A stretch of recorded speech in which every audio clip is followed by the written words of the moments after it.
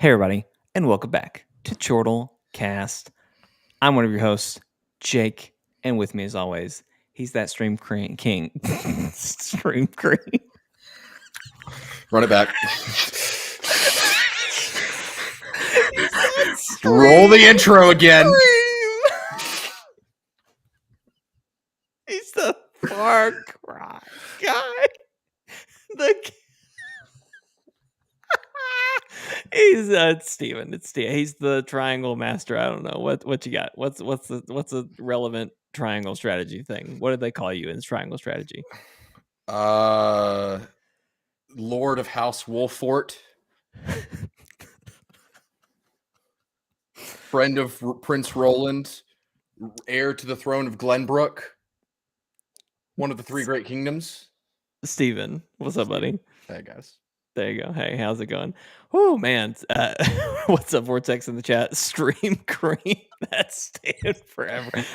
Let's talk about this though. Okay, that we're up to 225. This is our 225th episode of this train wreck of a show that we call Chortle Cast. And I know you haven't been on every episode, Steven, but you've been here for like far and away the majority. Oh yeah. I can't believe that I've never messed that up so bad. I was about to say, I'm sure you've messed it up, but never like to that. Like never to a point that was so golden, you know? That's great. That's a moment that will live in infamy. Ladies and gentlemen, this is Chortlecast, the official podcast of Chortle Games, and this is our 225th episode. Not that there's anything special about it, but just, hey, we've done this for a while. So, you know, there you go. Fun facts. We got a great show for you tonight. This is Chortlecast where we talk about video games, TV shows, movies, anime, whatever the heck we want to talk about. And we have a great show for you tonight. Lots of catching up, what you've been playing, what you've been doing, because for once in our pathetic lives, we've been playing and watching a lot of things. So we're going to hear from Steven, who has done a lot of really exciting things this week. He's seen The Batman. We're going to hear his thoughts. He's played Triangle Strategy. We're going to hear lots of his thoughts there. Very excited. Very excited about that. And then, bounced around in there. I finished Horizon, so I'll give my final thoughts on Horizon. I've played a little bit of Far Changing Tides. Give a little bit of thoughts there, and then I finally started Witch Queen.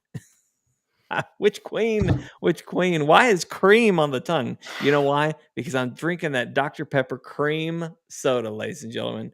Why is cream on the tongue? 0 sugar. Anyway, you can't get cream sweet as that. It's a sweet one. Anyway, I'm in a rare mood tonight. I've been finally playing Witch Queen, and if you're ready for a Jake Rager, just buckle in and buckle in. It's about to happen, baby. Jake's got a rager, everybody. Watch out for that witch cream. About witch cream, and I've got a lot to say on it. So anyway, without further ado, we're gonna take it. Steven, why don't we start with Austin's like, which cream? What is happening? Which cream? Look, it's all, we're just getting a little creamy tonight. I'm going to rename this episode the cream review. The cream stream. Anyway. So have you ever seen this has nothing to do with any of the topics tonight. It has to do with cream. So there is a wrestling promo with Macho Man Randy Savage, may he rest in peace, where he comes out and, like, I don't know the context behind this, but I'll just tell you what happens first. He comes out and talks to the guy and the way they do in wrestling promos, they'll have like some kind of like reporter or maybe like a referee come talk to me like, what do you have to say to your opponent? And this promo is called the cream of the crop promo because this entire promo, Macho Man, he talks like this. This is Macho Man. That's how he talks. Macho Man. He keeps doing like a little magic trick where he's pulling coffee creamer out of nowhere, where he suddenly like makes a thing of coffee creamer appear. And he's like, I'm the cream of the crop. And like, that's like the whole thing. And like, this was improvised, I'm pretty sure. So I like to think that backstage some fan showed Macho Man Randy Savage this amazing magic trick with coffee creamer. And he was like, "This is the coolest thing I've ever seen." And he went to shoot this promo, and he based it all around just sleight of hand with little coffee creamer packets. Oh, that's a great fun fact. Great fun story, Great. Steven. So since triangle strategy is the top story here, why don't you start there, Steven? I know you have a lot to say. Joe knows what I'm talking about. Cream rises to the top. You can always count on Joe to get the deep references, you know? Oh, Joe, you get me. All right, so we're talking triangle strategy. Let's start with triangle strategy. Hang on, before we go. Vortex said milk wasn't enough. Now we have to worry about cream. And we do. We do. It's the creamiest. All right, Steven, talk to me about the sweet cream that is triangle strategy. So triangle strategy is yes, Joe, he did. The dumbest name for a game I've ever seen, possibly, except for maybe like 50 Cent Blood in the Sand, but that's so different. Just throwing an idea out there. We should do a tier list of stupid video game names. That's an excellent idea. Not even stupid video games, just stupid video game names. Right. Yeah. The name. Yes. Yeah. Kingdom Hearts would be on that list 3 times. Yeah. I'm not. Look, I may be a huge Kingdom Hearts fan, but I am 100% not a denier that Kingdom Hearts has got all kind of problems. Yes. But it's done by Square Enix. I don't know who exactly the developer is. It may just be a team in Square Enix. I don't know.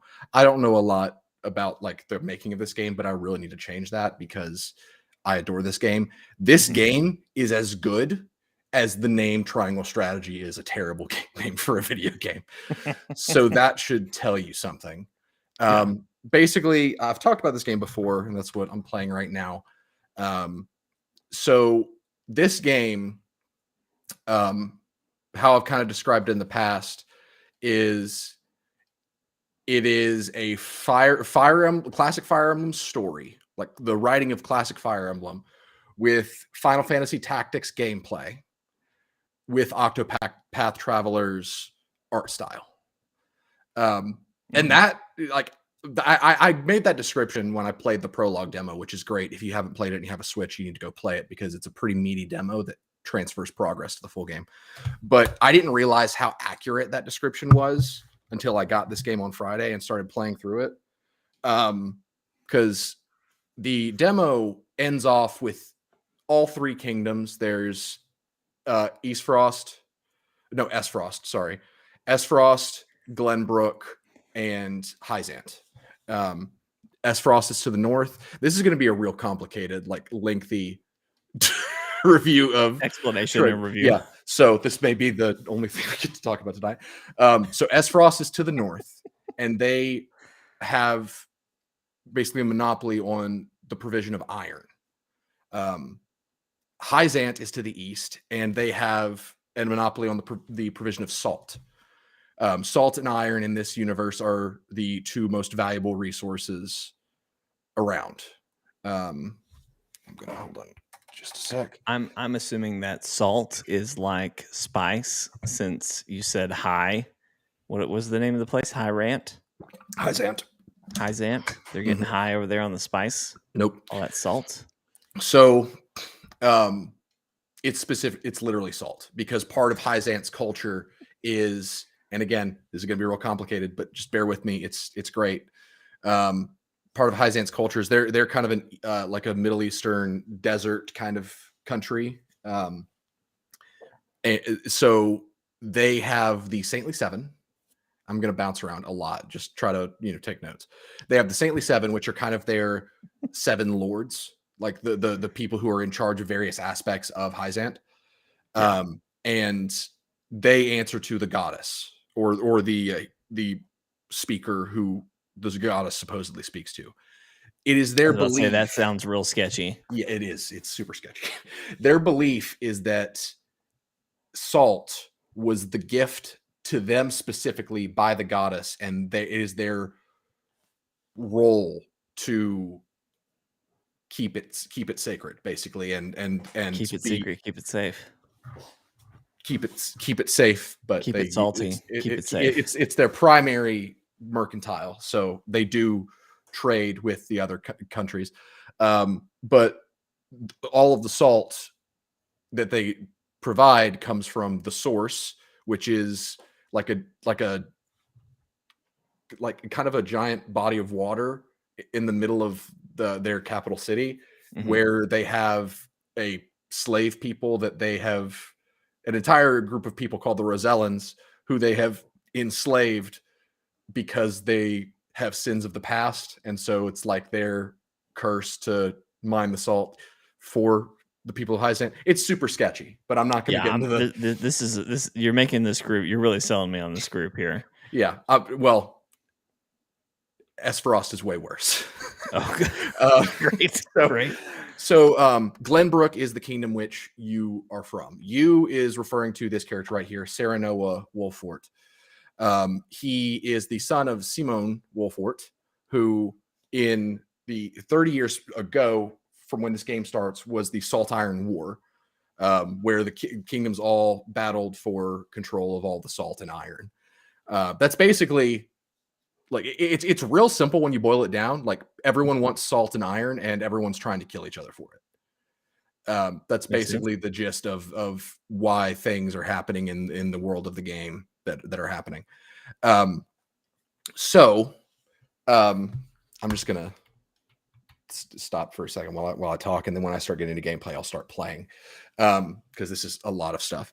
So in the demo, you play as you're playing as Serenoa, built and House Wolfort. They serve the kingdom of Glenbrook. They are kind of the king's right hand. So you're real important to the kingdom of Glenbrook. So you are playing as Serenoa, leading House Wolfort. So the demo, and I'm saying all of this like story context just to say the demo, if you play it and you're like, wow, not a lot happens.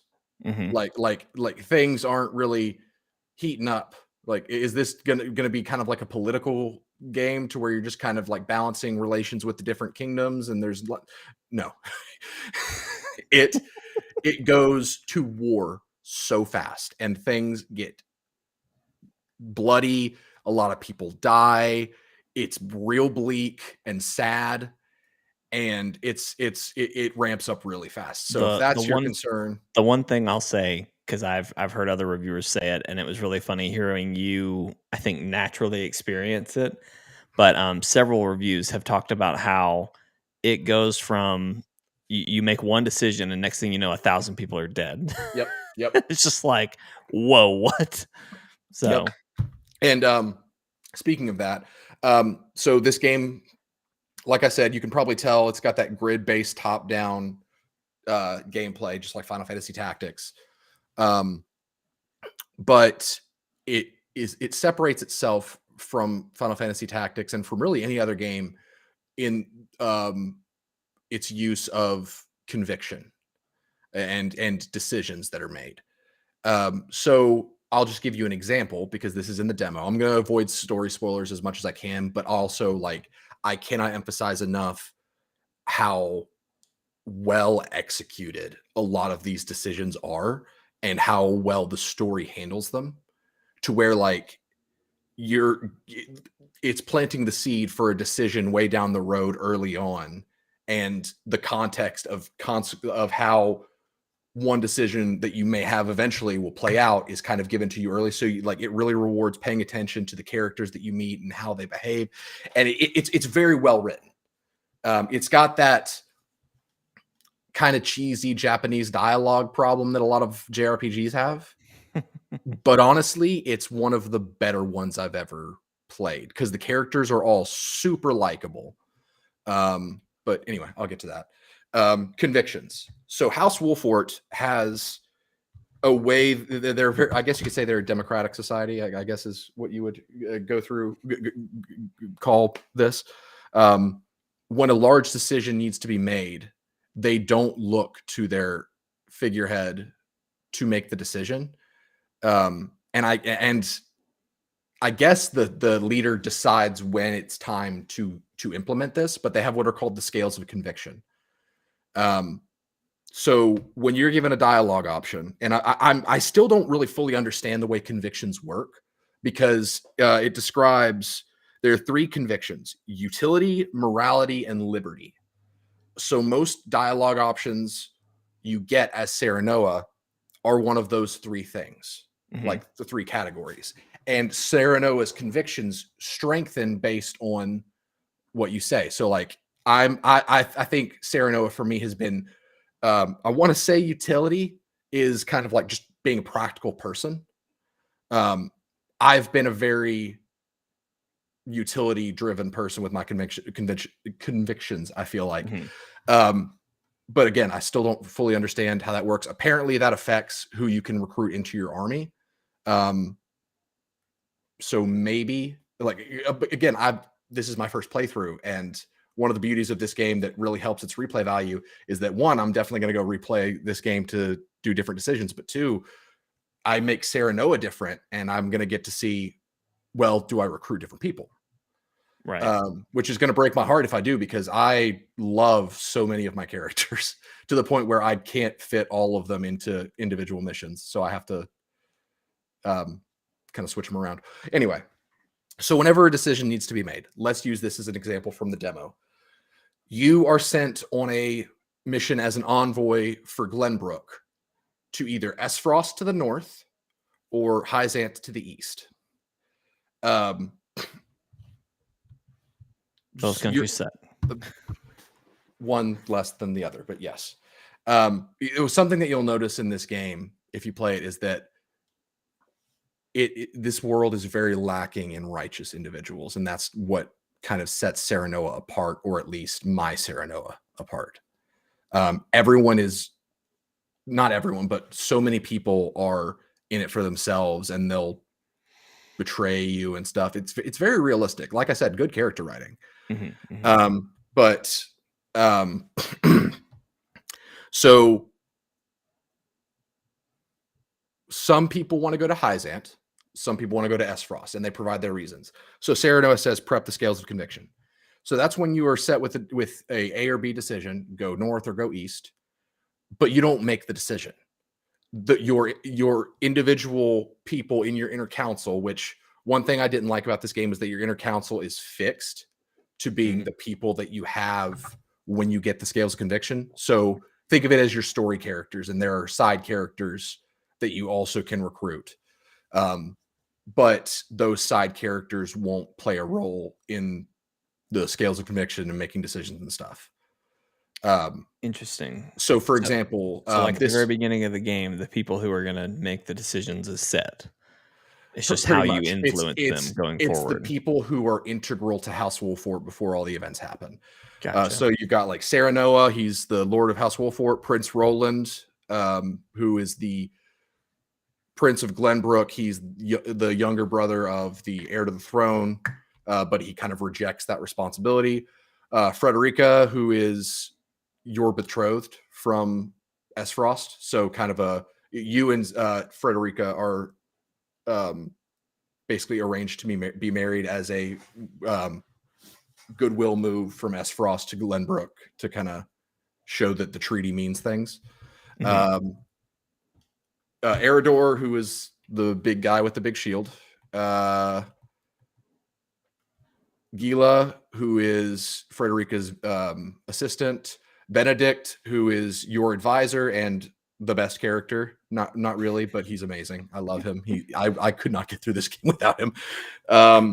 Anna, the spy, who is kind of Benedict's right hand, and then Huet, the Hawk Rider, who is the King's Guard for Roland. So like his bodyguard.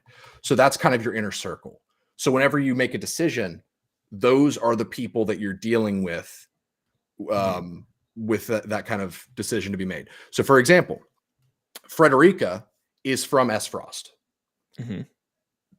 Like that's where she lives, but her mother is from Hyzant.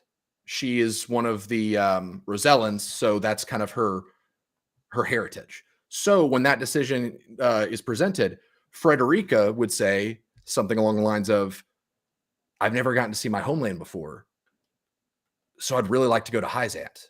And because Mm-hmm. she feels so strongly, when you are talking to your characters to kind of sway their opinions, it'll tell you how strongly they feel about it. So for her, it says, I'd be better off talking to a brick wall.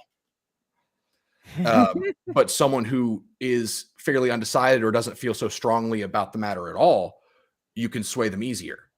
Mm-hmm. And so there are times in the story when you walk around a map and you can talk to people, you can find secrets and stuff. But when you talk to people, you learn information. And that information can be used in your persuasion of your people.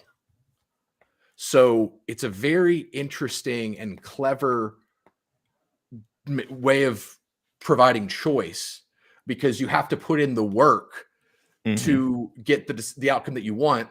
But if you argue with somebody like Benedict, who is just super logical and like looks at things from a very pragmatic sense, he may be like, you may try arguing with him and he'll say like, yeah, but have you thought of this?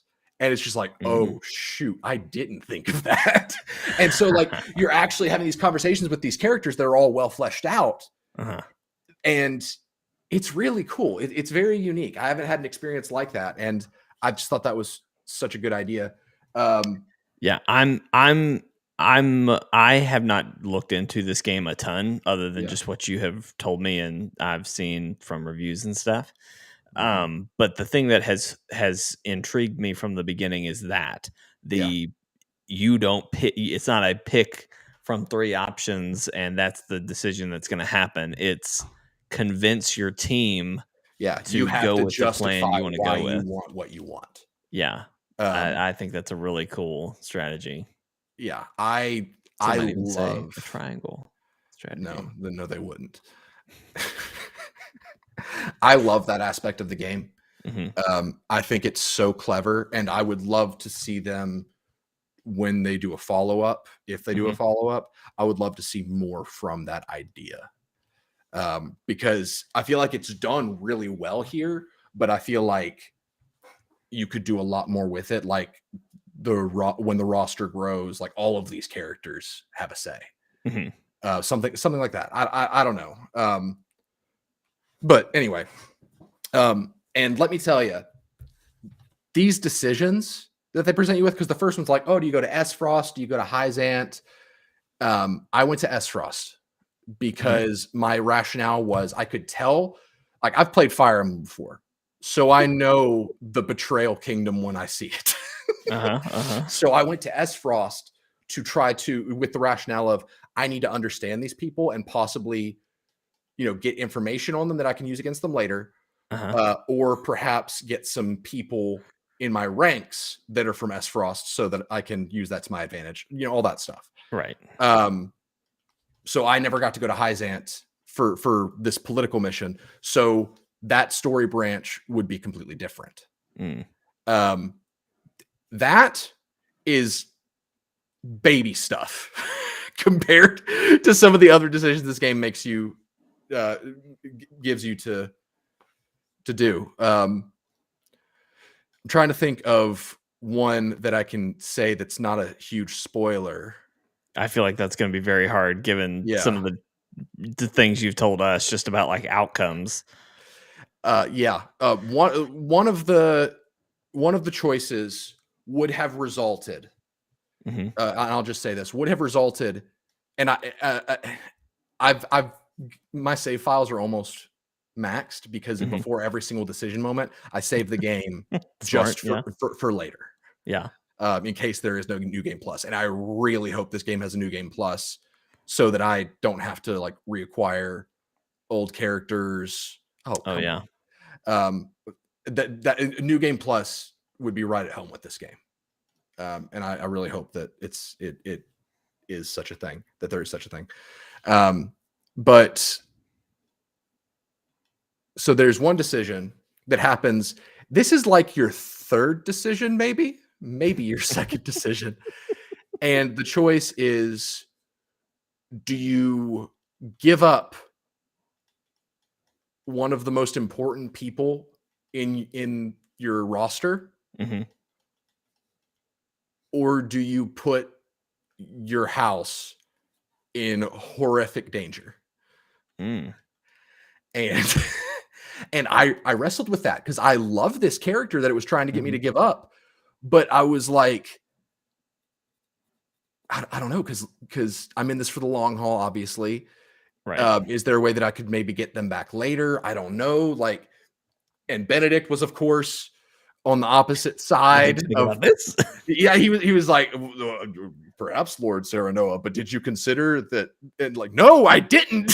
Like, stop being so wise. But yeah, it's stuff like that happens all the time, to the point where the like, there is no decision I've faced yet that was easy. Mm-hmm. And it's not just like, oh, do you kill this person or spare this person, or do Right. you, like, it has to do with the way you are perceived by the world, Mm-hmm. how you are perceived by your people, where the story will end up. Because I'll say this right now, that character that I could have given up, Mm-hmm. and I know for a fact, because since this was an early decision, I reloaded that save and got the other outcome Mm-hmm. just to see what would happen, and they were gone. Like, they left my party, so I couldn't. They I just didn't have them anymore. Yeah. They weren't dead, but That's what, when you first said they were gone, I was like, oh my God, they died. Like, that's crazy. no, I don't know if I ever would have gotten them back again. Wow. And with this character, especially now, where I am in the story now, their absence, I have no idea how this game accounts for their absence. So I'm assuming that maybe they come back, Right.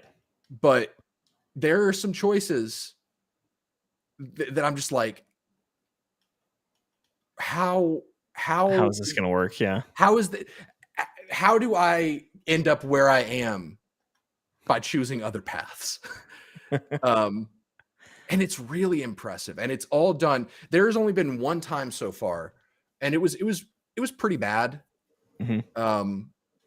It was just very, like, contrived. It was a huge Deus Ex Machina kind of plot point that just kind of happened, but only once, where I was like, okay, that's really convenient, that whole kind of thing.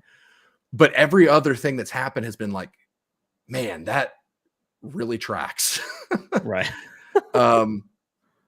So very impressed with the writing. The gameplay is fun. The tactical gameplay is good.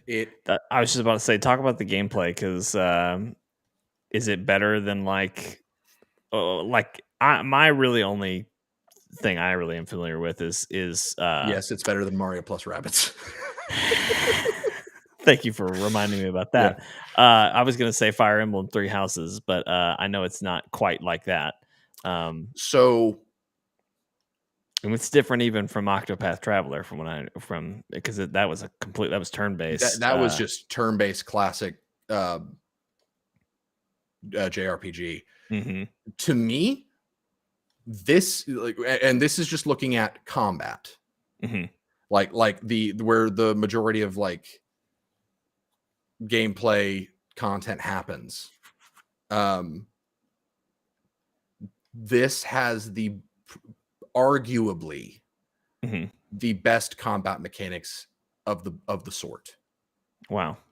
That being said, well, I'll talk about what it has that I think really works. Do you think it'll beat Microsoft Flight Simulator in simulation game and strategy game this year?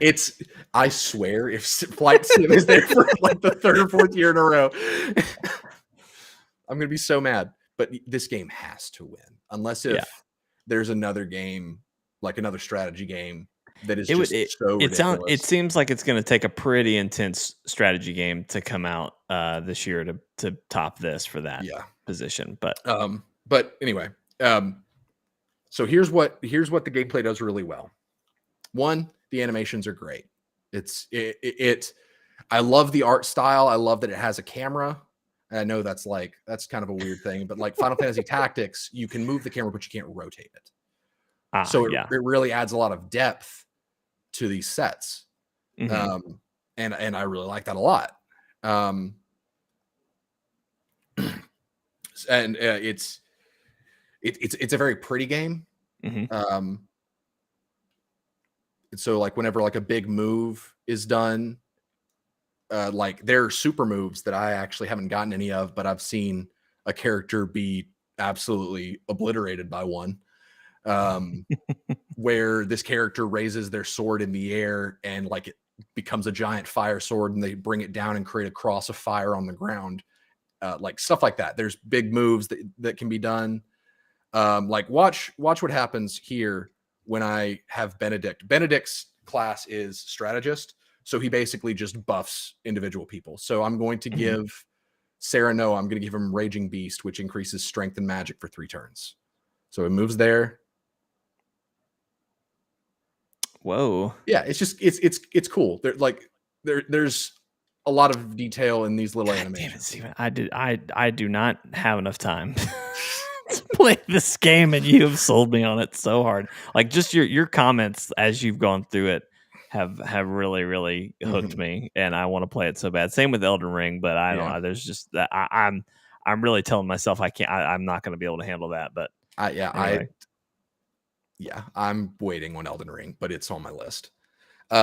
So something else that it does that I really like, there's a lot more coordination between your characters. Mm-hmm. Like if there is a character that is on the opposite side of someone you're attacking, when you attack, that other character will do like a tag team attack to where, like if Sereno is in front and Eridor is behind, Sereno attacks, Eridor gets an attack as well.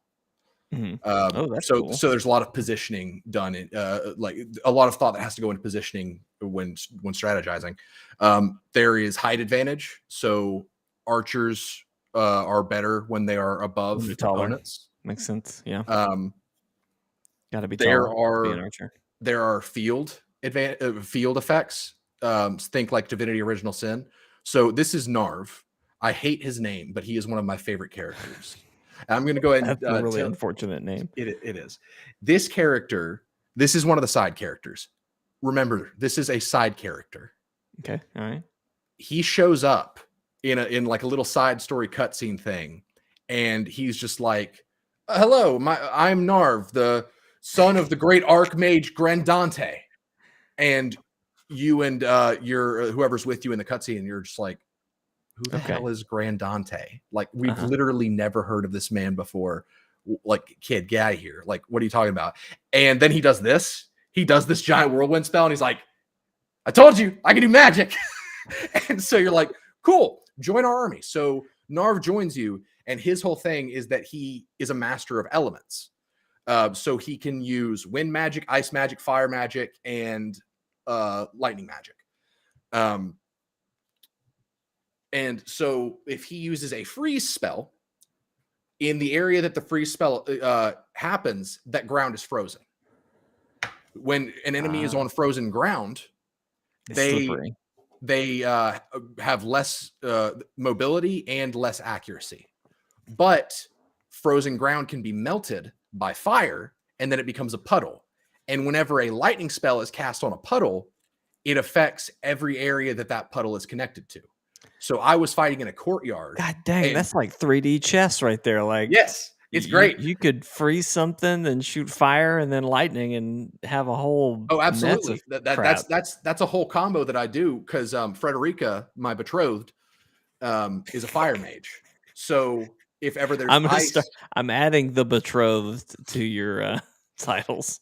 So if someone casts ice like Narv or somebody else. She melts it, and then somebody else can come in with the lightning spell. That's what makes Narv so great, is that he's the most versatile magic user in the game. So there's a lot that goes into when you're trying to strategize to take out enemies. For example, I was fighting a really tough battle fairly recently in a courtyard where there was a giant like fountain with like a pool of water. I lured the boss and their a lot of their group into that pool of water, and had Narv cast down Spark, and it affected literally everyone in the pool of water. That's awesome. It's great. Like I haven't seen a game really do that kind of elemental terrain combo stuff like this game has. Like obviously really cool. Divinity Original Sin, but that one's kind of a cut above the rest. Right. But this it was something that very clearly emulates things like Fire Emblem, Final Fantasy Tactics, but kind of says, I'm going to up the scale a good bit. That's very impressive, and I love it. So back to Narv, just to introduce these characters to you. So turns out Grandante is totally real. He's one of the greatest mages that ever lived. But the kingdom that he wrote most of the books, literally wrote most of the books on magic that are in the great archives. But the kingdom ended up, for some offense that he did, which turns out Grandante was just a great guy, for some offense that he did, his name was erased from history. So his legacy is nowhere to be found.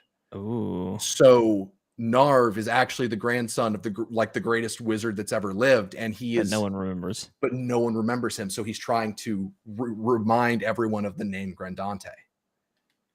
This is a side character. Wow.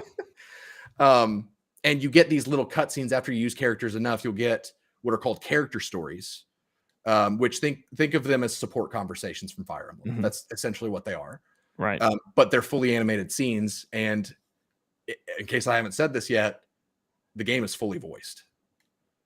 See, that's so nice. Yes. I as much reading and talking as you've talked about, if it didn't have there are the occasional moments that are not voiced, but I think those are only whenever you're exploring. So like when you're moving Serenoa around a little map, but that is like that the majority of story does not happen there. That's a lot of just like talking to random villagers, getting context for the story, stuff like that.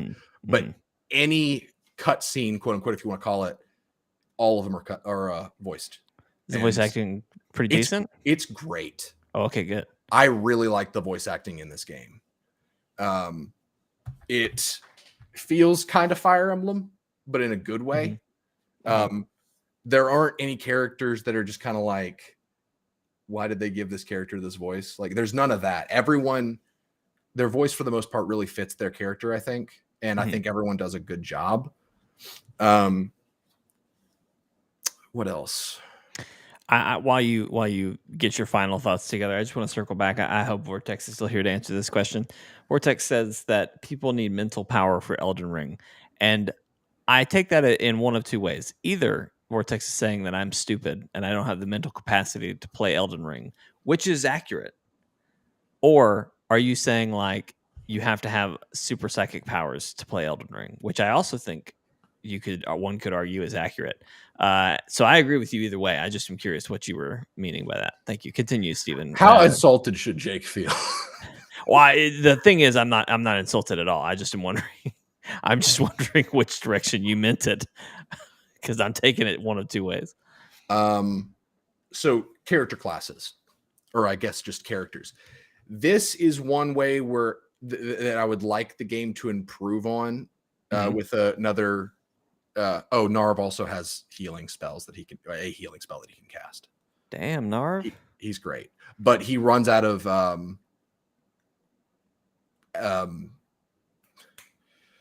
it's the acronym is TP, but I don't know what it stands for, so we're just going to say that he runs out of toilet paper. Narv runs out of toilet paper really fast because all of his spells cost 2 toilet paper. And he is at his max class, and you recharge 1 toilet paper every turn, but you max out at 5. So if you're in a lot of active combat, Narv runs through toilet paper very really quickly. Fast. Yeah. I don't know why I faced that direction. That was stupid of me. What kind of toilet paper is it, Steven? We talking Charmin Ultra? We talking... Does Downey do paper? Does Downey do toilet paper? I don't know. Downey is paper towels. Isn't there there's some brand that's like we're cheap, but we're better than everybody else, and they have like a ferry or something. It's a Spacer's Choice. Spacer's Choice. You've had the best. Now here's the rest. Here's the rest. Spacer's Choice. So character classes, I think. So character classes. All characters are locked to their class, and their progression is linear, which means Serenoa is always the sword guy. There is no changing him to where he can, like, think Byleth from Fire Emblem Three Houses. You could end up doing pretty cool combos to where you combine some of the skills of other classes to create unique blends, or Final Fantasy Tactics even, or Felsteel Arbiter's Mark is kind of the spiritual successor to Final Fantasy Tactics. You could have them learn a class and then take the abilities of that class as their secondary ability set. Or so you could basically have a samurai that casts magic in Felsteel Arbiter's Mark, stuff like that. That is absent from this game because everyone has a linear progression path. So Serenoa gets more sword abilities, or he gets the ability to counter, stuff like that. No one can venture outside of what they are designed to do. Everybody's got to stay in their box. Yeah, everyone stays in their lane. Yes. Which normally, and I do consider it in a way a negative. Right. But again, that's how classic Fire Emblem was. Before Fire Emblem got crazy, the first Fire Emblem, for example, Blazing Sword, there were tier 1 classes and tier 2 classes. At level 10, they could upgrade to their tier 2 class, and then they were done progressing. This game has 3 tiers, so it's a step above classic Fire Emblem. Yeah. And when I say first Fire Emblem, don't at me. I know that there were, Shadow Dragon, all that stuff. I'm talking first Fire Emblem America, the first one I played, the one with Elwood. Anyway, so this game is a step above that. And normally it would bother me because it would just leave me wanting. But these characters are so well defined to where, like, I feel like I know them, right. Where Eridor, the guard, like the head of Wolfort's military, he has to be the big guy, like he has to be the one that's on the front lines, because that's so integral to who he is as a character. Right. And so because the characters are so likable and written well, I don't mind it, because what they are in combat is very close to who they are as a character. Because this game, one step that it has above like your Fire Emblems and your Final Fantasy Tactics, is that its character classes can get really creative. One of them, his name's Jans. He's the blacksmith in your camp. Eventually, everyone in your camp offers to join you, which is pretty cool. But he is the blacksmith in your camp, and he decides that he's done sitting idly by, just and there's a cutscene that happens where you see why he does what he does, and it's kind of sad. But he decides, I need to fight for what I believe. I need to stand up with everybody else. And so my thought was, oh, cool, a blacksmith. So maybe he'll be able to like increase team damage or something, be something similar to Benedict. He crafts things in the world, so he can place traps, place ladders, place turrets, stuff like that. So there was a fight that happened. I was getting trounced. Like I was having a lot of trouble. And it got to the point to where I had to do a full retreat up to a house where I had one of my archers placed. And so I started with like 10 or 12 people. And at this point I had maybe 4 or 5, something like that. It was Jan's, 2 of my archers, my healer, and Benedict. That was all I had left. And so I pulled everybody back up to that building. I had people cover the ladders so that they couldn't come up the ladders. And then there was one way that you could walk up. And so I had him constantly placing spring traps on that approach, So he created a bottleneck to where whenever enemies tried to go up there, they would get flung off the building and they would die. He is one of my favorite characters on like based on mechanics alone, because that's just super cool that like he could really place cool. a ladder and get my archers where they otherwise couldn't go. So like he sounds like a pretty unique character in class, but like, do you feel like you're getting a lot of like, oh man, everybody's an archer, or oh man, there's all these freaking I have horsemen, 3 swordsmen. archers, and I'm pretty sure 2 of them are because of the path that I took. Interesting. Because okay, let's see. Let me take inventory of what I have. I have a mounted healer, so horseback healer. I've got 1 mounted soldier. That's Prince Roland here. He's a story character. And that's it. So I've only got 2 cavalry characters, and only one of them is a combat unit, which is very odd for. I mean, obviously, this game's gameplay influence primarily is not Fire Emblem, but if this were Fire Emblem, you'd have like 6 cavalrymen. Right. But I've got Benedict is fairly unique because I don't really use him for combat. He's pretty much buffing somebody every single turn. Right. I've got 1 main healer, 1 healer that uses items, 1 person that uses offensive items, a merchant who's able to convince people to either attack only him or join my side.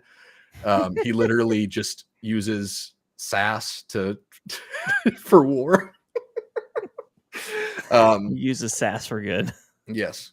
I've got this guy who is similar to Benedict, but he's a little more combat focused to where he can regenerate allies TP.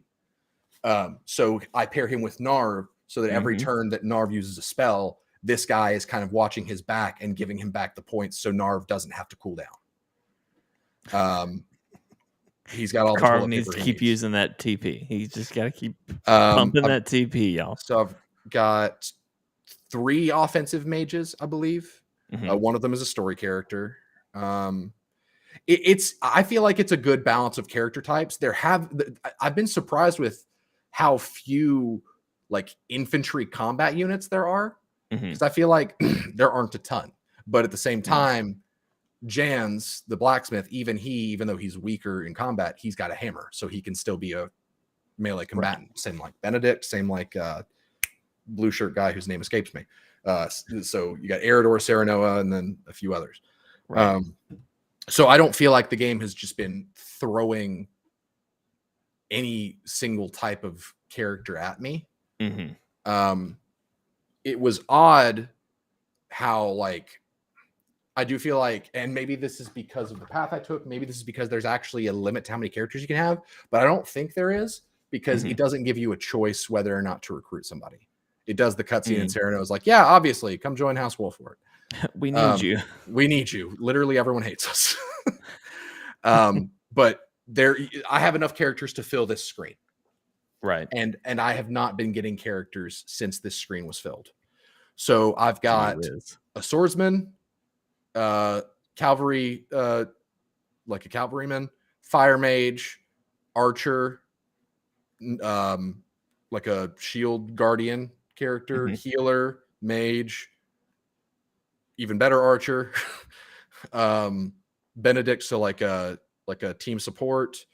Jans is my craftsman, so I don't know how to describe him.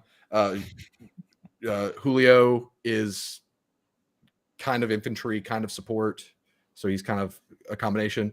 Anna is the assassin character, so stealth, rogue, all that kind of stuff. Huette is an archer, but also a flyer. And I'm surprised that I haven't actually gotten another flyer. I haven't really even seen anyone else that's a flyer. Medina, whatever. She's the item healer. Azana is a shamaness, so she uses weather-based magic. Piccoletta is an acrobat from the circus who uses offensive items and can also clone herself for some reason.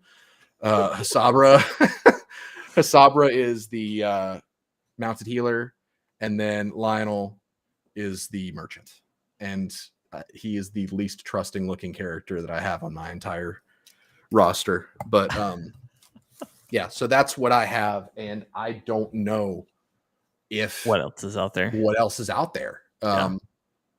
And but I do know that my decisions have consistently been life or death for a lot of characters. So maybe some of those characters that died, maybe they are recruitable. Yeah. I don't know.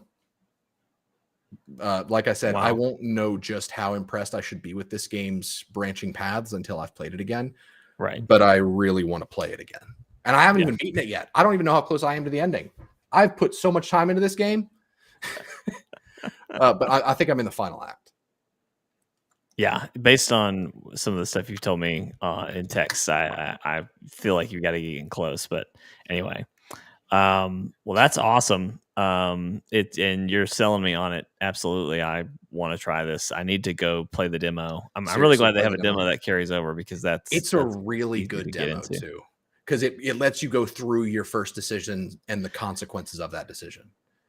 Because the Hyzant or S Frost decision is the last chapter in the demo. But the world is really great. Like I said, the writing is really great. It's one of those games that, and I feel like I say this fairly frequently with certain games that kind of scratch an itch that reminds me of my childhood. Mm-hmm. But this game is kind of the culmination of what got me into the strategy genre in the first place. Mm. So if I had this as a kid, oh man, this would have been it. Like this would be the game that I look back to for any subsequent game. This would have become my XCOM. Wow. I personally, I think, because it has everything that I've come to love about games like this, which Mm-hmm. is a compelling narrative that tells the story of characters at wartime, but it's ultimately character driven. It's got great gameplay. It's beautiful. The music is great. It's just super solid. And I've been waiting for a reason for that opinion to not age well. I've been waiting for the but. And the game isn't perfect. Right. But it's pretty close in terms of like what it said it was going to be. Mm-hmm. Because like there are some things where I'm just like, oh man, I wish they had done that. But there's never been a moment to where I've felt misled as to what they said this game was going to be. Right. There's definitely something to be said about committing to an idea and committing to a decision and yes, and going all in on it. So, well, awesome. I need to try the demo. Thank you for taking us through all that. How long did I talk about this game? It felt like a long an time. Hour. Yep. An hour. So, but that's good. You know, we've had really short episodes. So I don't have a ton to talk about. So what I'm going to do is I'm going to mash all of mine together into one, probably not an hour long conversation, but I'll talk quickly. And then I want to hear your thoughts on Batman. Yes. And Batman, I will avoid, there will be no spoilers on Batman. I will bring up things that have to do like thematically with the film, like things that I thought they did well. I will not do any spoilers with the plot or anything with the mystery or anything like that. But if it's in like the trailer, like stuff they said in the trailer, stuff that we saw, yeah, it's fair game. So if you're hearing us say like, oh, we're going to talk about Batman, don't go anywhere unless if you're like super rigid on, no, I don't want to hear anything that was even in the trailers. Don't worry, I won't spoil it because everyone absolutely should see this movie with fresh eyes. I'll admit, I have gone pretty blind on this, so I was really trying to figure out a way to see this before today because I just knew this would be not an issue, but the thing that would come up. But anyway, so things that I will discuss, and I'm going to throw Destiny up while I talk. So first, I just want to say I beat Horizon, Platinumed Horizon. I just got to say, amazing game. It's definitely going to be in my favorite games this year that I talk about later. Oh, speaking of which, this is my game of the year, and I don't see that changing. And that blows my mind, Steven, that you're already so gung ho on that one. I mean, it could change, but as we stand right now, Alan Wake 2 doesn't come out till next year, so I don't see another game that I expect to blow me away as much as this one has. Microsoft Flight Simulator is really gonna. I don't know if they can. My handle dad's that trying to upset. play that. I got him a Game Pass account. My dad has a Game Pass account now just for Flight Sim. I Isn't that love hilarious? that. That's so funny.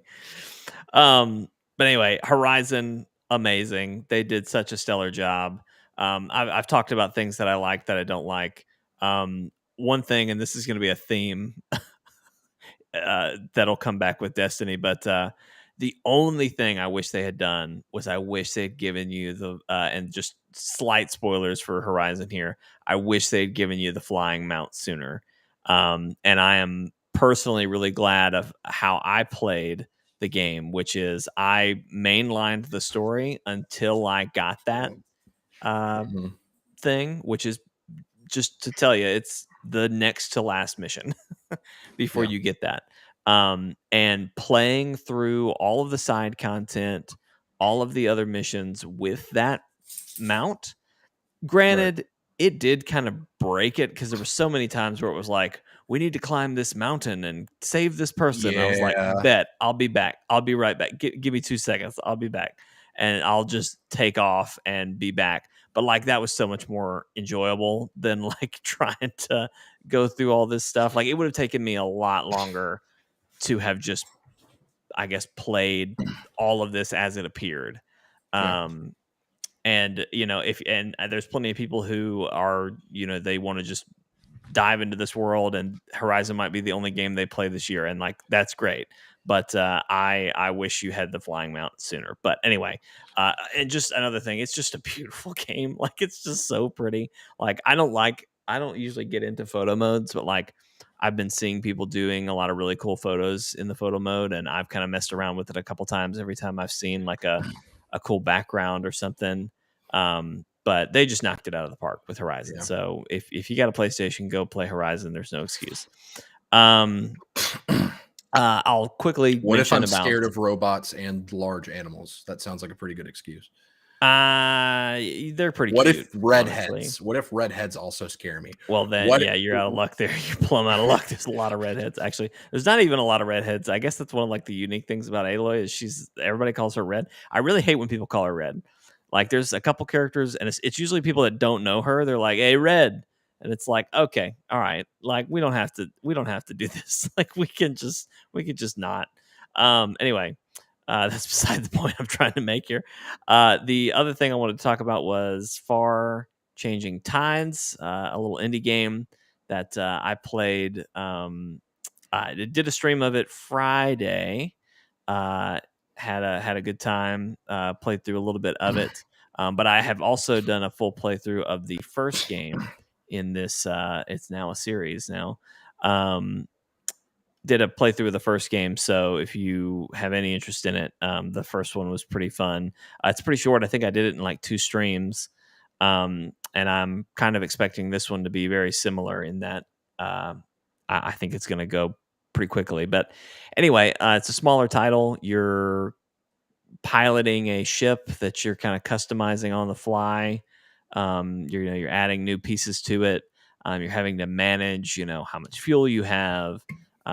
You have sails, but like it's hard to navigate with the sails because you might run into things, and it's just there's a lot going on.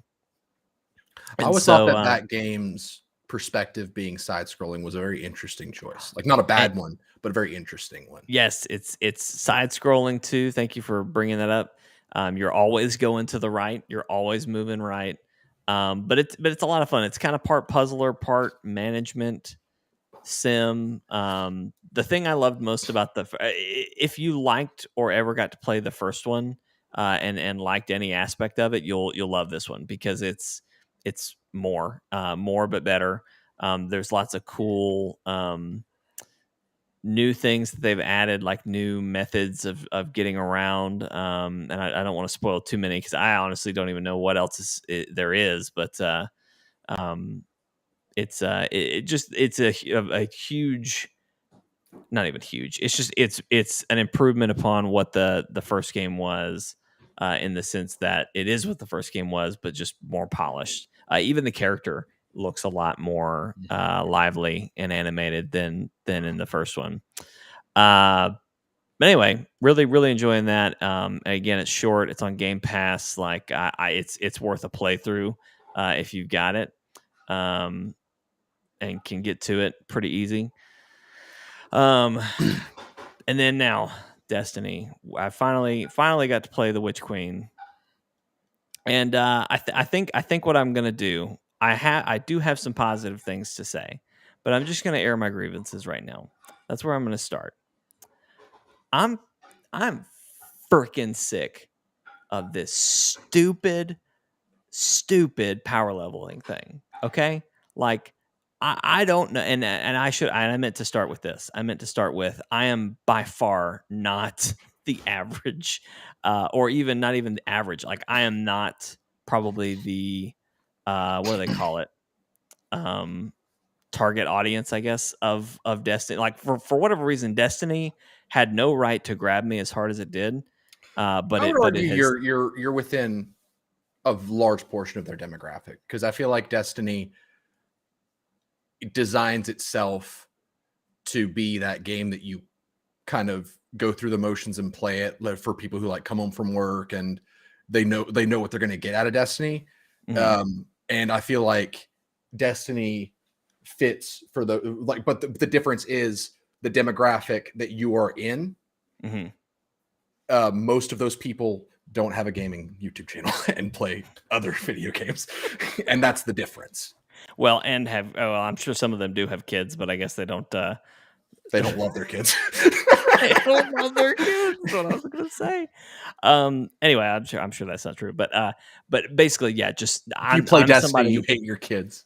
I am somebody who is playing lots of other things, and not even lots of other things, but like I play other things, and Destiny is what I always come back to, right? And like right now, I'm in a good season of like, okay, I've got time to really focus on Destiny. I really shouldn't even be, because I want to play Elden Ring. I want to play Triangle Strategy now, but I'm taking the time to get back to Destiny. But anyway, I jump in, I do the Witch Queen, and like I'll talk about the campaign in a minute.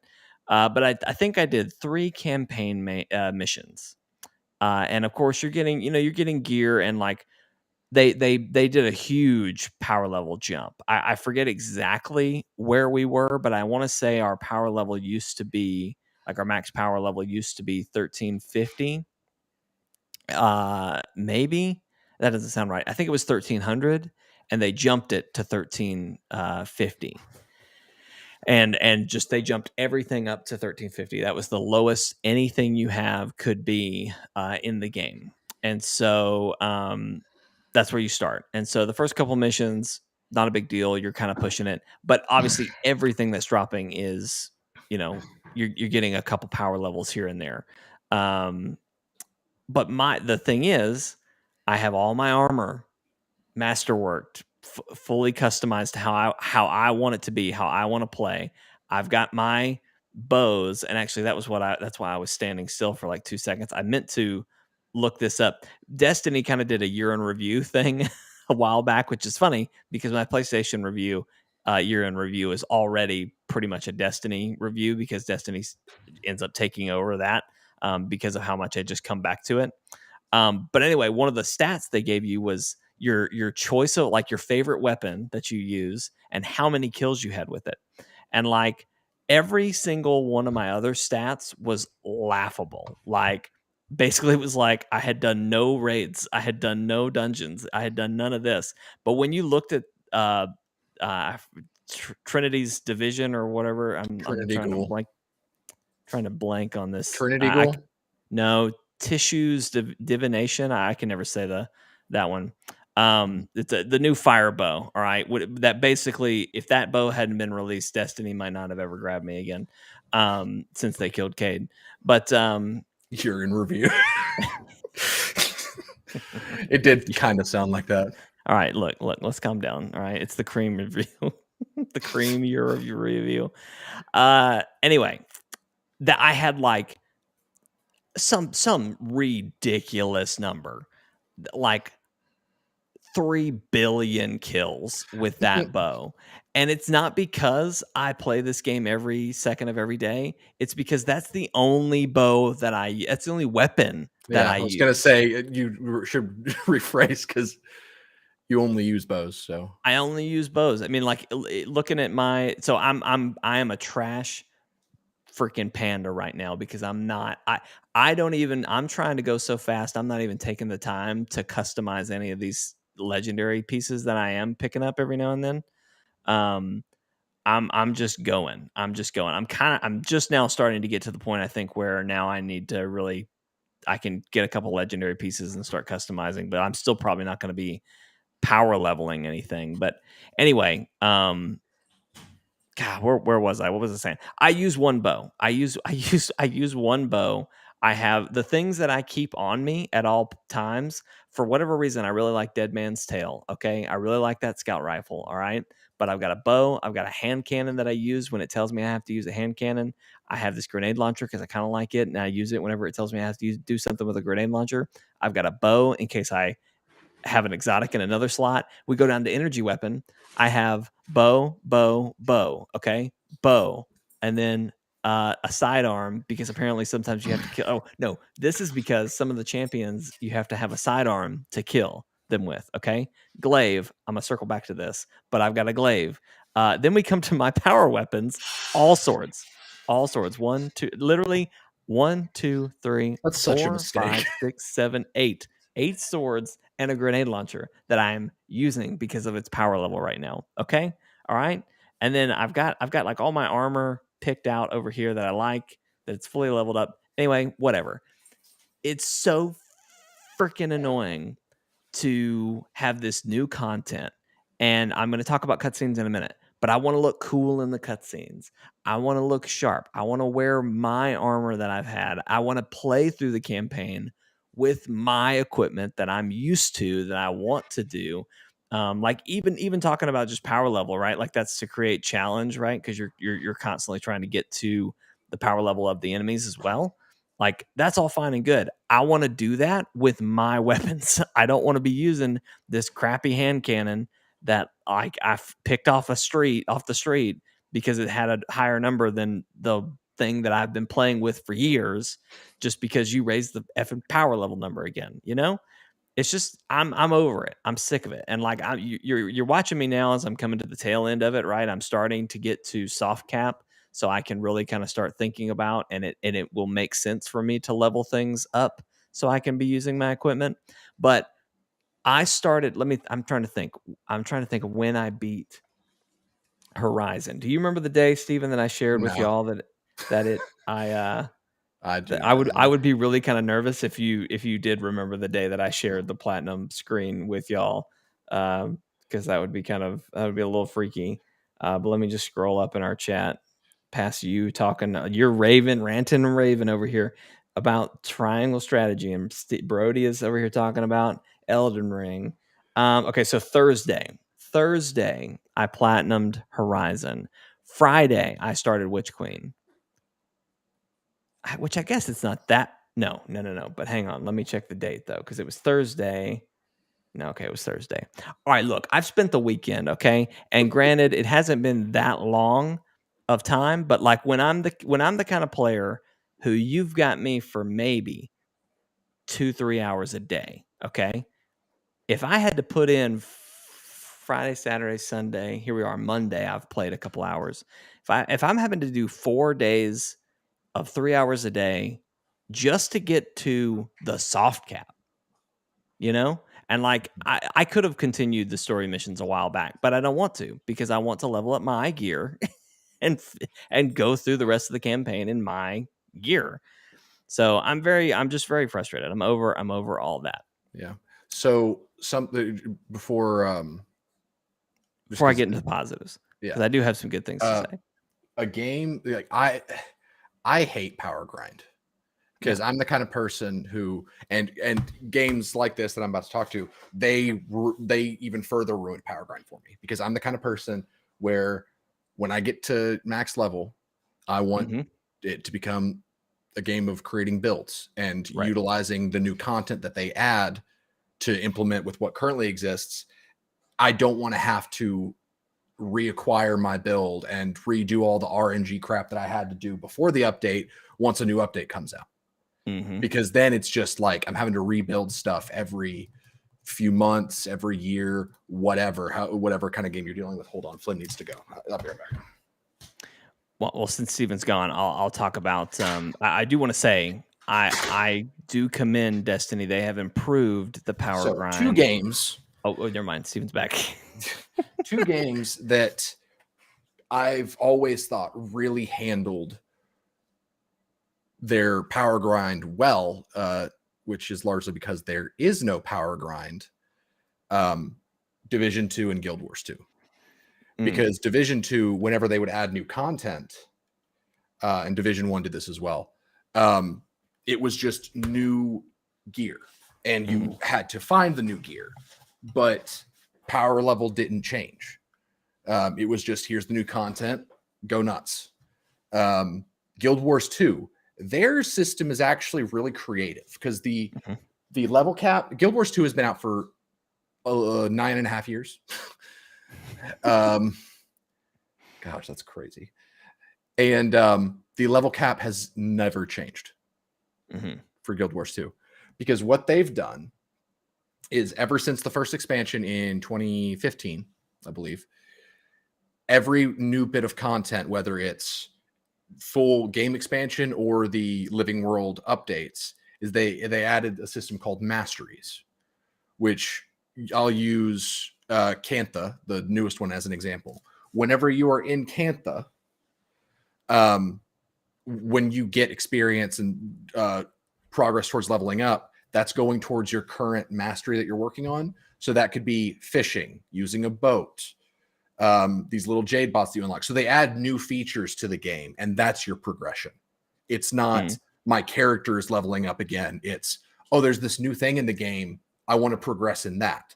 The more you play in the Crystal Desert, the better you can become with mounts, which you can use anywhere in the game. It's a very clever way of making it to where there is stuff that you can level up and work on as the game gets bigger, but it's not making you redo your build or re-level up every time they add new content.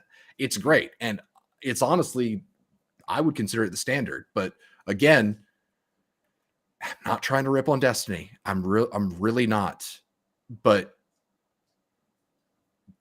any kind of system that's actually creative or interesting in terms of its level grind would break Destiny, because the level grind is the game, and they know that, and the players know that, and the players are okay with that. I'm not okay with that. Well, I will say this: I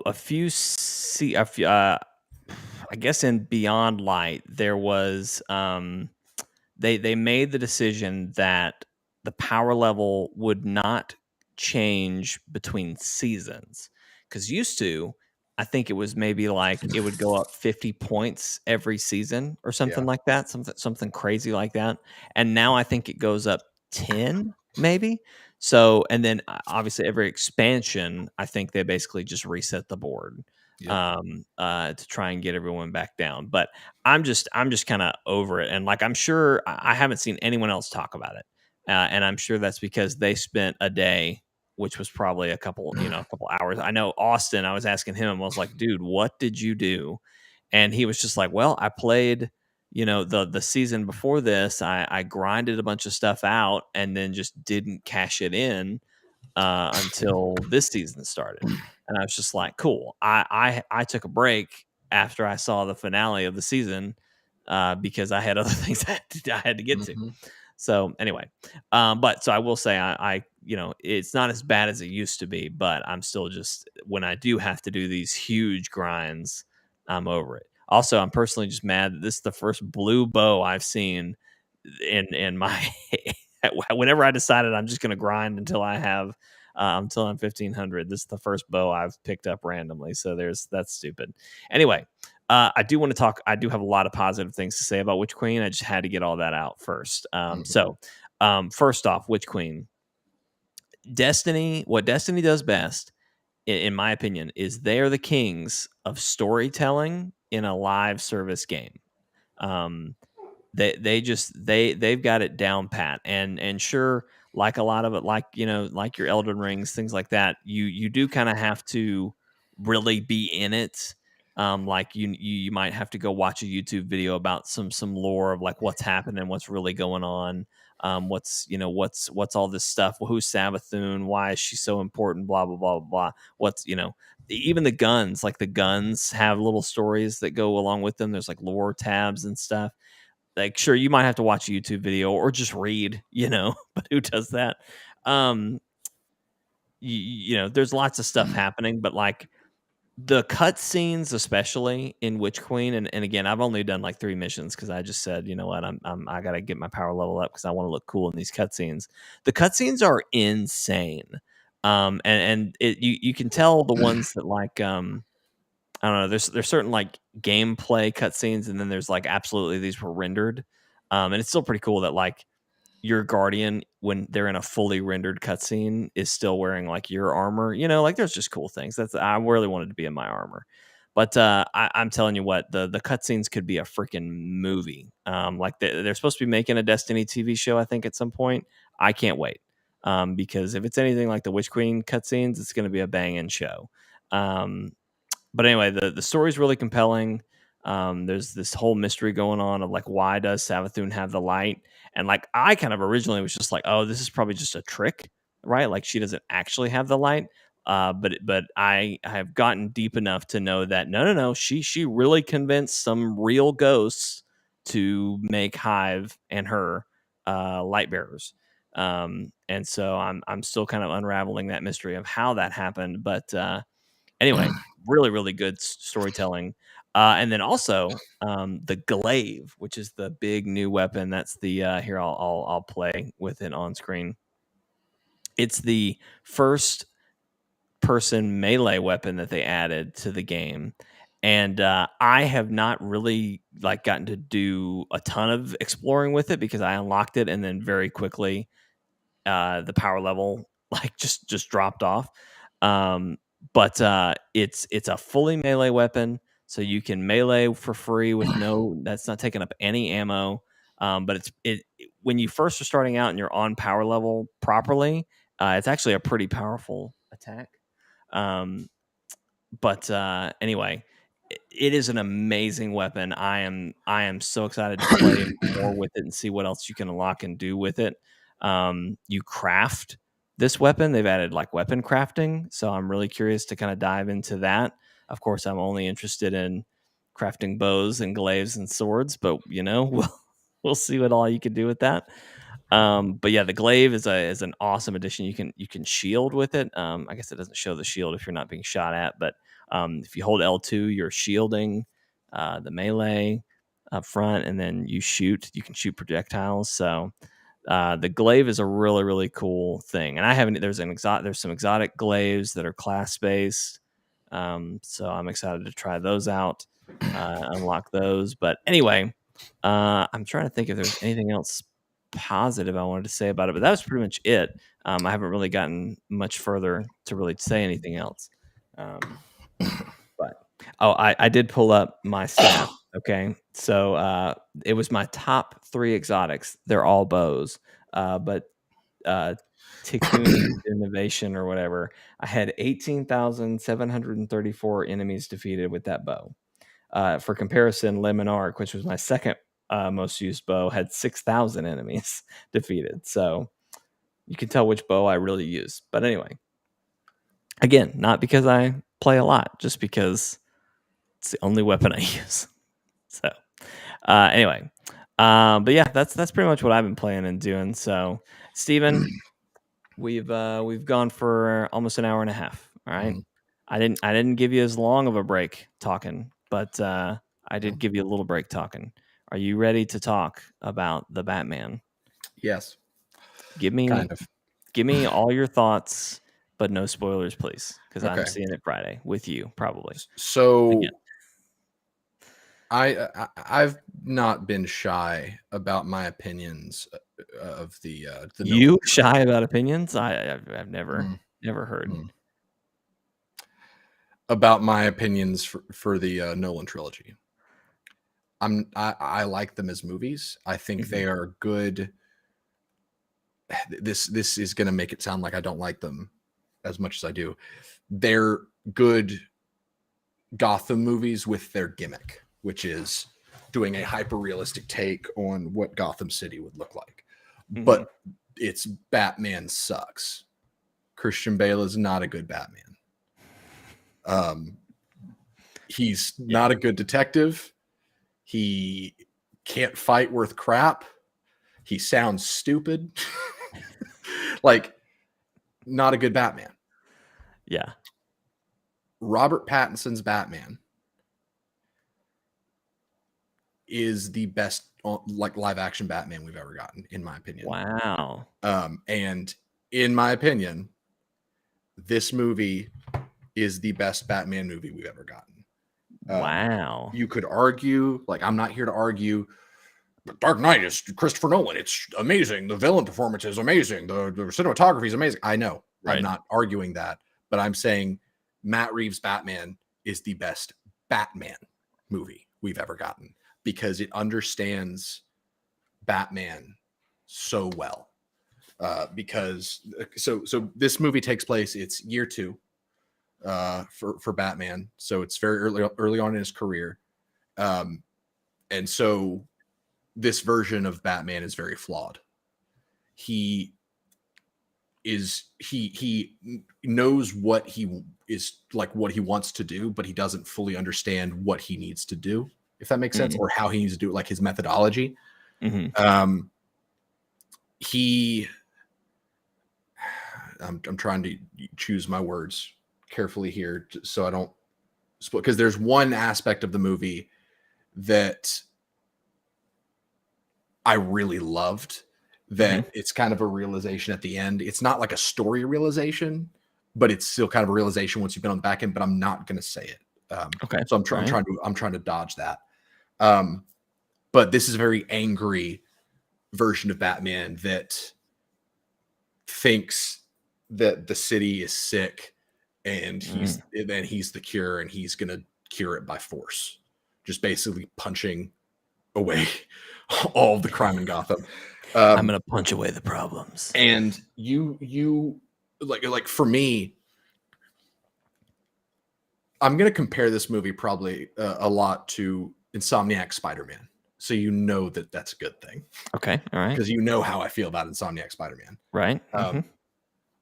The very beginning of Insomniac Spider-Man, like I told you, it was like these guys understand Peter Parker better than anyone else I've ever seen. Like they get what makes Peter Parker interesting. They get what makes Spider-Man interesting and compelling character. They get it. And when he jumps out the window and starts web swinging, I had a big stupid smile on my face because I was a kid again. The beginning of the Batman, and I'm going to talk about it because a lot of it is in the trailer. So that none of this is spoiler. It's just kind of, I want to brag about it a little bit so you can kind of understand the tone of the movie you're about to get yourself into. The first scene that we have with Batman is him monologuing about like what he calls in his journals the Gotham Project. That's what Batman is. So basically his attempt to cure Gotham. And he's talking about it. It's on Halloween night. And he's saying like how he can't be everywhere. And with Gotham being the city it is, people, not even rain, like heavy rain, it's always raining in Gotham. Not even heavy rain will keep people off the streets because it's just such an active city filled with just drive to commit crimes and all that stuff. And he's talking about like it shows 3 different crimes being committed. There's one guy holding up a gas or a convenience store. There's these hooligans. He's probably trying to rob him for cream, you know. There's these hooligans who are basically trying to initiate a younger hooligan by beating up a random stranger. So they're kind of tailing this random stranger. And then there's just some graffiti artists. And so Bruce is narrating over this, talking about the city, like it very much feels kind of like a diegetic monologue. I use this in the Alan Wake review, saying how like the things that he says in narration sounds like him writing the story. And so this narration sounds like him journaling. God, Gotcha. Vortex, that's I was, stop. yeah, sorry. So I was laughing at Vortex. So he's talking about how I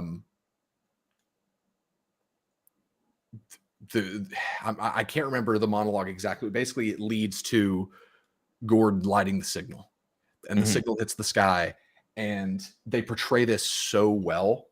Because like, you know, the line from the trailer, it was what got me hyped about this movie in the first place. He says, when that signal hits the sky, it's not a signal, it's a warning. Mm-hmm. And it portrays that from that moment. It shows all of the criminals of the various different crimes. They see the light and they're suddenly terrified of darkness, because they're like, oh gosh, Batman's on the prowl. Batman could be anywhere. And so that kind of helps explain how does Batman handle all this crime, because everyone is literally pissed their pants scared that Batman's about to come kill them whenever the light's in the sky, because you never know where he is, because he lurks in the shadows. So he's instilled this essence of fear in the criminals of Gotham, which we haven't really gotten to see in a live action Batman movie, except maybe a little bit of Christian Bale, the whole, you know, like, swear to me, that whole thing. Like, that guy was scared. He was pretty scared. Pretty scared. But this is like, that is the essence of what he's going for. Like, that is his initial idea for Batman, is Fear. this city needs something to fear. Mm-hmm. And that's kind of a big theme for this adaptation of Batman, is that's his primary tool for against crime as a whole, which makes it a little more believable and graspable that one man can make such a dent in crime rate. Right. And again, this was in the trailer. He actually is lurking in the shadows from these hooligans that are trying to beat up this guy, and he just kind of walks up, and the head hooligan is just like, oh, and he doesn't do the accent, but it just makes me laugh. Oh, what do we got here, man, in these pajamas? Oh, what's going on? And he goes up to, like, you know, fight him. And it's that scene that ends the first trailer, where he just blocks and then just starts punching him, and he just keeps punching and punching, and he just ruins this guy. Yeah. And then says, I'm vengeance. And like, again, I am smiling like a stupid idiot this whole time, because it's just like, this is so good. This is so Batman. And it seriously, like, that first little bit, they come out swinging, basically saying, like, we get it. Like, we understand what makes Batman such an interesting vigilante. We understand what makes him just cool and terrifying at the same time. Like, they get it. And then they immediately follow that with him going to a crime scene and doing detective work. This is a detective Batman. See, that is what I don't know that we've ever really gotten. We really haven't. Live action screen. Like if this Batman was to be defined in two, like, big things, it would be him being a detective and him utilizing fear. And those are my two favorite aspects of Batman. I thought Pattinson portrayed the character extremely well. His version of Bruce Wayne in this film wasn't, you know, I'm going to intentionally be a pompous douche so that people are off the scent of me being Batman. It's not that, which there's nothing wrong with that, because that's kind of what Batman ended up doing. But this early version, he's so obsessed and consumed with being Batman that Bruce Wayne is just an awkward guy that no one wants to talk to, because he rarely ever goes out, and he's just he looks depressed and he's just awkward. He's weird. Yeah. And that makes so much sense. Like, that's absolutely how it happened. There's some really good subtleties, like the first time we see, and this is, I'm going to kind of bounce around, talk about just little things that I think that I liked, that I noticed, that don't really have any bearing on the plot, so it's no spoilers. But when Bruce finishes his night on the town taking out crime and all that stuff, and he wakes up in the morning, and he goes to the dining room, and he squints. Like, it's a pretty subtle moment where, like, the sunlight hits his face, and he, like, squints, and he ends up putting sunglasses on. Little things like that are just like, this is realistic. I like that they're taking this seriously. Batman thing. Yes. And let's see what else. Catwoman was in this. Yeah. She's fine. Oh, really? I've heard a lot of people say that she was one of their favorite parts. Here's the thing. I don't like Catwoman as a character. I've never liked Catwoman as a character. She doesn't make sense. like she's just not interesting to me. The one thing that I do like about her character, just overall, is that she is able to reach a side of Bruce that no one else can.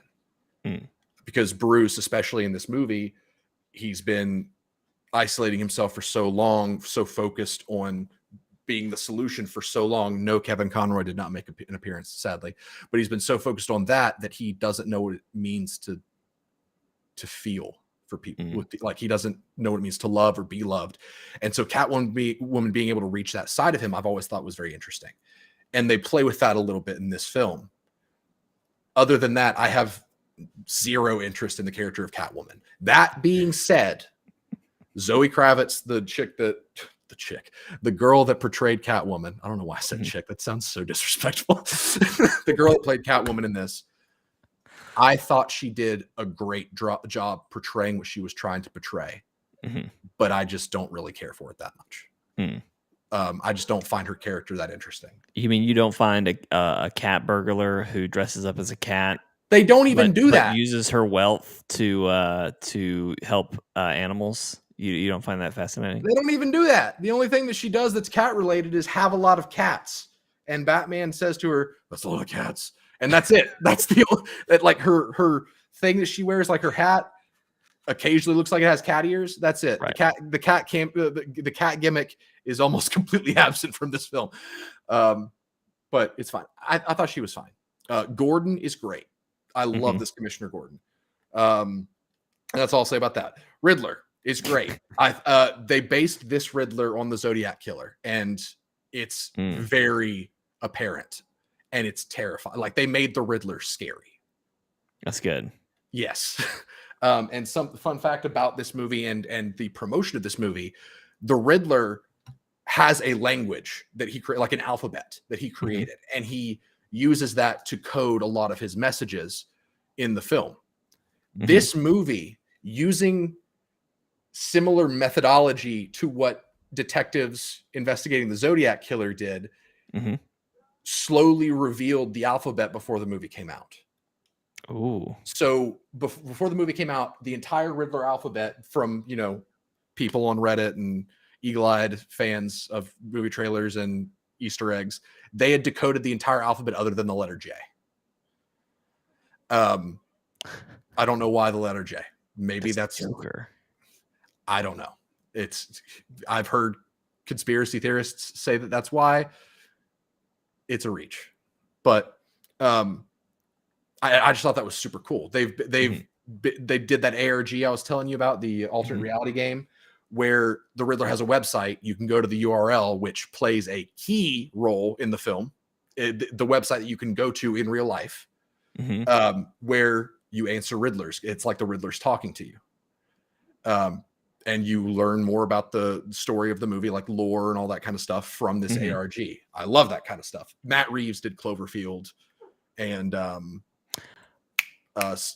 another film that did, like, that's Chronicle. No, never mind. He did another film that had ARG elements, but like when I saw he did Cloverfield, I was like, oh yeah, that makes total sense. Right, because Cloverfield was very big in the viral marketing. It was one of the first, honestly. Anyway, the music is great. It's Michael Giacchino, so that it's going to absolutely slap when it's Michael Giacchino. If you don't know who Michael Giacchino is, he did the score for Lost, for pretty much every Pixar movie that you love, Rogue One, this movie, the new Spider-Man movies. He is an absolute unit.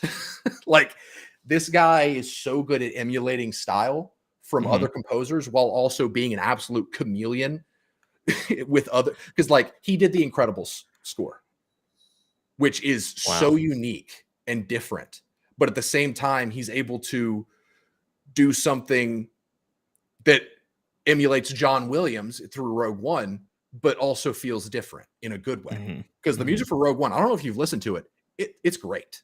Mhm. There's one song on there called the Jyn Erso Hope Suite, I think. Mhm. It's beautiful. It's an amazing piece. But Giacchino did the score, and you can totally tell because it's one, amazing. Two, the theme for Batman is it basically samples DSRA, I think is what it is, the funeral march, Mhm. and uses that as Batman's theme in a way to where, like, think Darth Vader. John Williams used DSRA as inspiration for creating the Imperial March. So it sounded like death was coming for you when the villain motif played. Mhm. Same thing with Batman in this movie. And it's so cool. The Riddler's theme is based on Ave Maria, but in a minor key. Just a lot of really cool little music details. It's great. What else? Do you have any questions? I hesitate to ask questions, but I'll know whether or not to answer it because I want you to go into this movie with as little context as possible. well, I mean, I was my one thing I was curious on was your opinion on Catwoman. It was okay. Did you talk about Penguin? I don't think you really mentioned Penguin. I didn't. I haven't really heard many people mention Penguin. Which is surprising because, well, again, Penguin's kind of similar to Catwoman to me. Vortex said, I think it's interesting that out of all the people Batman can open up to, it's a criminal. Like, he doesn't beat those up daily. So Penguin is kind of in the same line of Catwoman with me, to where there's not, like, parts of him are interesting, like the fact that he is from Really into penguins? if even like no. Like the fact that he comes from like upper class family and like that kind of stuff is I guess interesting, but most of the time what you get is you get a dude that is really into penguins that is fat and ugly. That being said, again, the performance in this film from Penguin is phenomenal, and you won't realize how phenomenal it is unless if you've seen Colin Farrell in other things. But the fact that it's Colin Farrell, who's like an Irish dude, that's what I've just seen a lot of him. Crazy. Like you cannot tell it's him at all, and it's like that's equal parts him and equal parts makeup.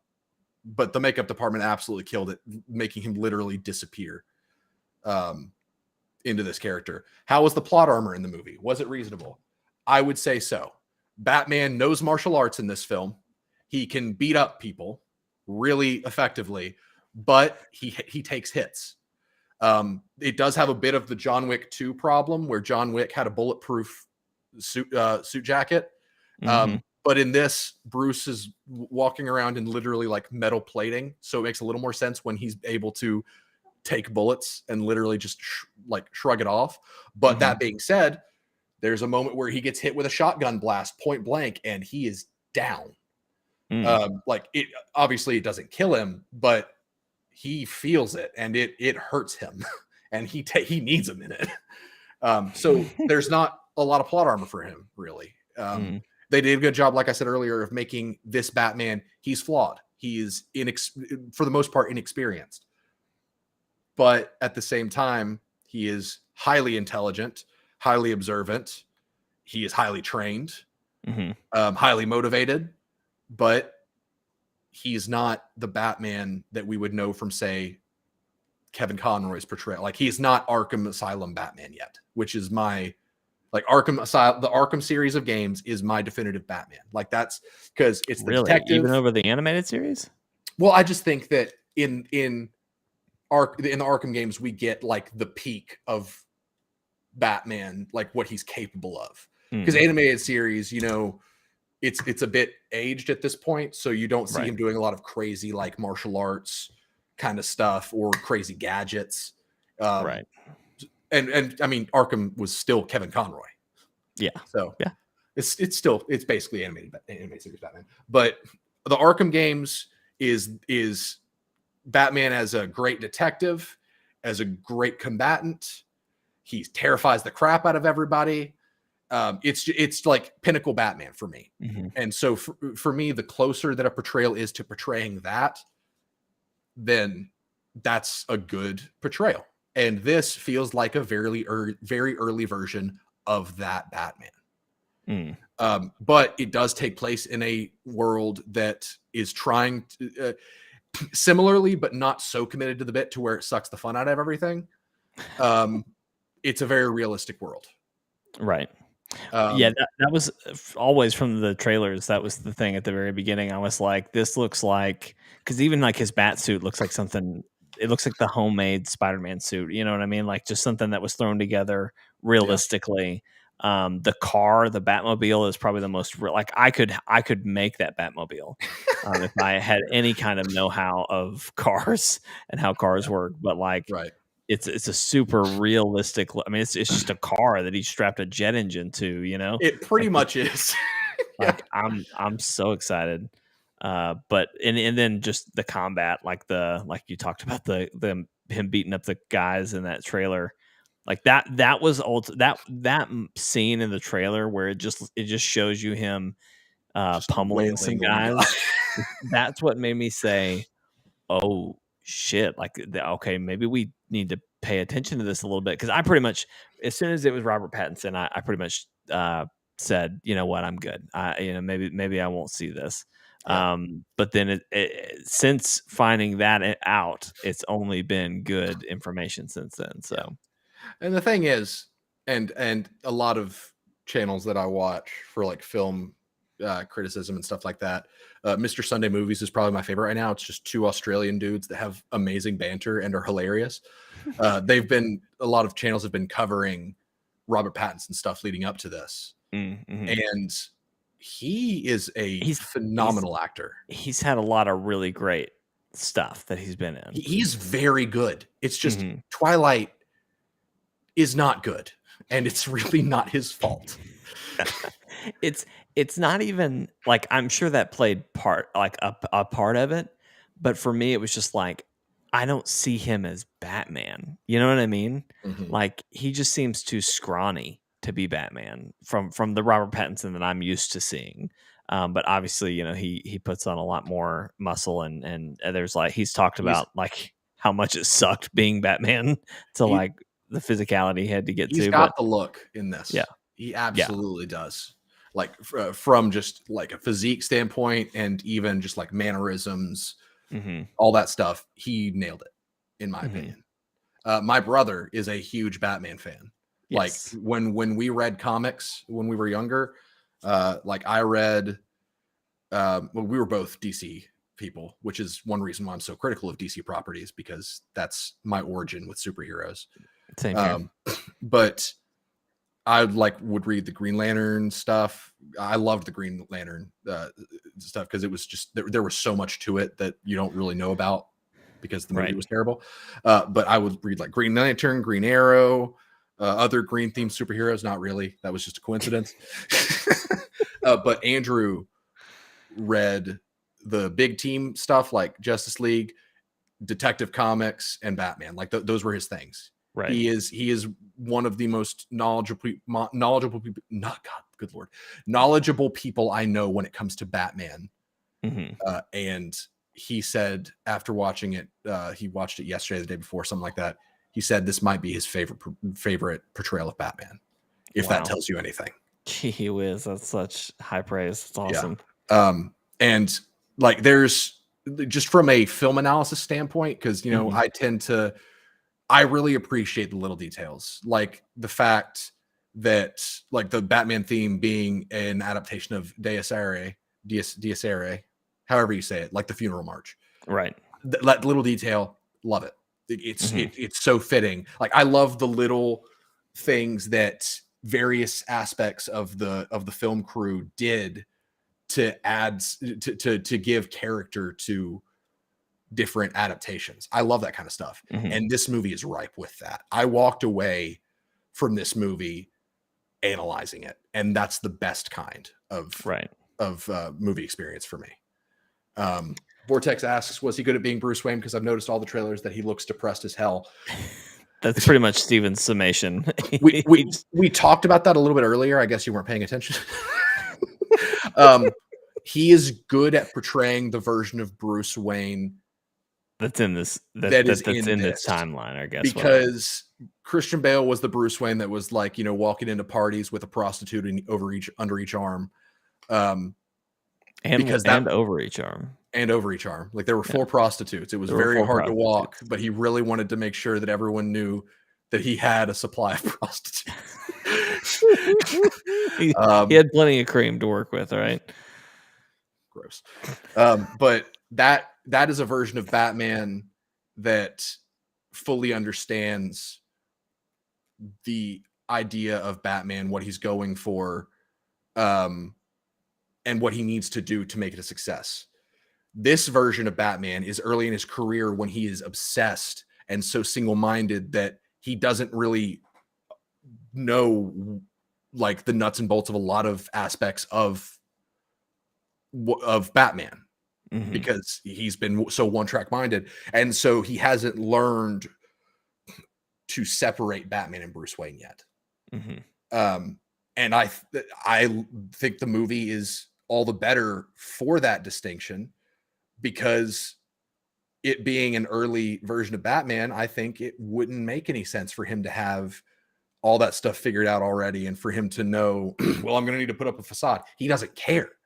Right. Like he because he's just like, crime is the sickness, I am the cure. Like it's that kind of mindset, because that's exactly where he would be in this stage of the project.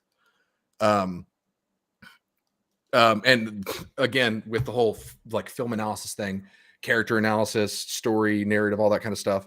Right. This film, just to summarize like narrative themes, this film is at its core Bruce Wayne coming to terms with what Batman needs to be. And that is so great. Like it handles that subject matter super well. And I feel like any other, I feel like it really helped this version stand out and really give this version room to grow. And I don't know. I love it. I loved it. I'm excited to go see it again, because I do feel like this is going to be one to notice things in a second viewing. Right. But yeah, the only thing I will say this is all I had to say as a negative coming out of it. You start to feel the 3 hours towards the end. Yeah. Like it's a long movie, and I don't know if I can say that any of it was non-essential, right? For it being a 3-hour movie. Like the only other film that I can point to, or films that I can point to where I can say they effectively used the whole 3 hours, would be the Lord of the Rings films. But you guys know how I feel about the Lord of the Rings films, so that's high praise. So take that with the grain of salt. This one maybe could have lost some of the Catwoman stuff, maybe just because she was, I say some of the Catwoman stuff specifically because she was connected to part of the story with one of the villains. So maybe you could have trimmed some of that out. I don't know. But, and I'm not even saying that like I was ready to go, because I was enthralled the whole time, but I was starting to feel the 3 hours. It did feel like, man, I've been in here for a long time. No one sat in a movie theater for 3 hours in a long time. So it's asking a lot. Wow. Well, that's awesome. Is there anything I need to watch or read before I go see it? No.